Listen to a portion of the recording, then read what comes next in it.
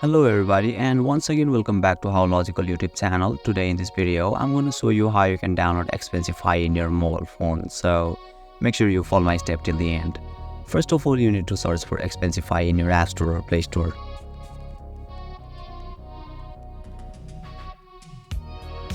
Now right after that you'll be able to see an app at top where it is distinguishable by its logo on its screen.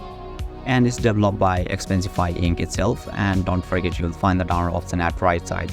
Just click on it and your download will begin automatically.